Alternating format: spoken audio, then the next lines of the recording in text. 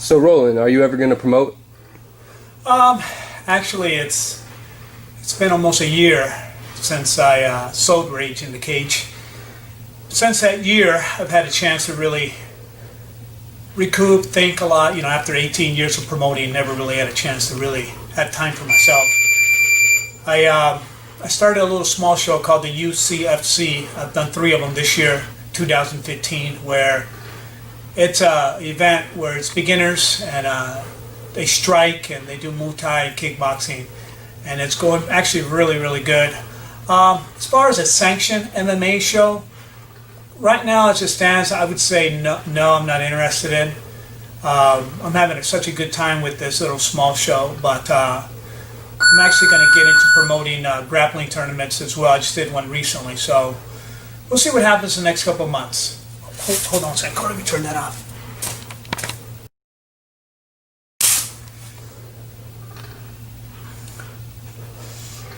So how's MMA changed in Arizona in the past 20 years, training and promoting? Well, let's start off with training. It's definitely changed. I find the guys today a lot better off in terms of overall skills.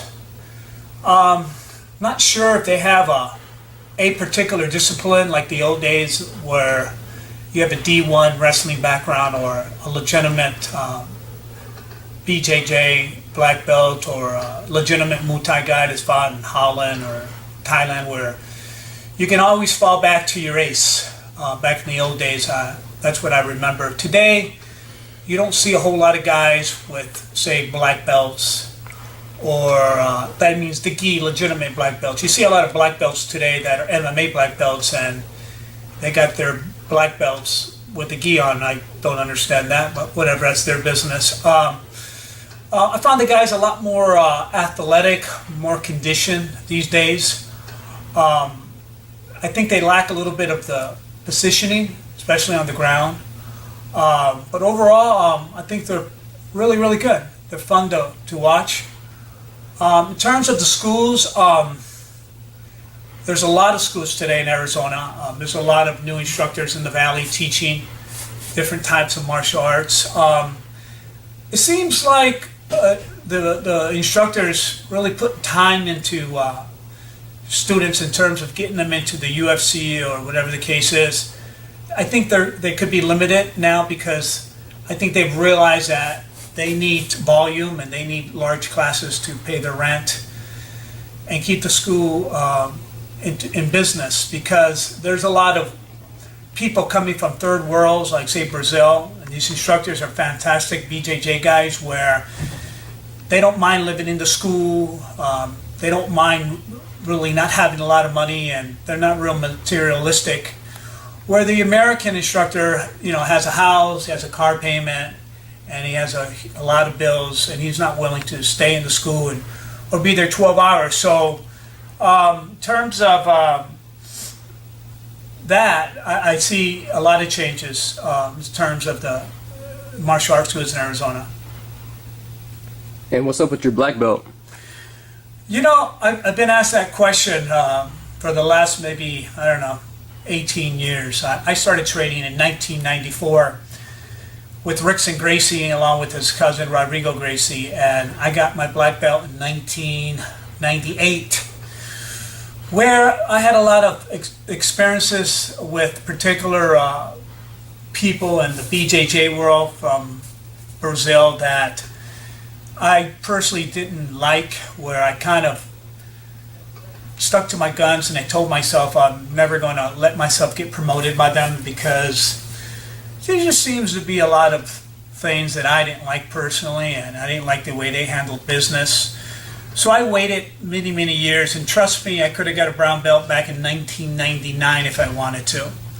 I just felt, let me wait till the right time. Maybe one day there'll be some American black belts that I want to be promoted by, and up to recently, I've had probably a half a dozen American black belts that are wanting to promote me, to, I guess, make me certified, whatever that means. The way I grew up, it's not about a piece of paper, it's about, get on the mat and compete. And it's interesting, getting back to competing, there's a lot of Brazilian jiu-jitsu instructors that have never competed, but they're fantastic instructors. So there's nothing wrong with that. There's a lot of pro athletes that weren't very good when they played the sport, but became great coaches.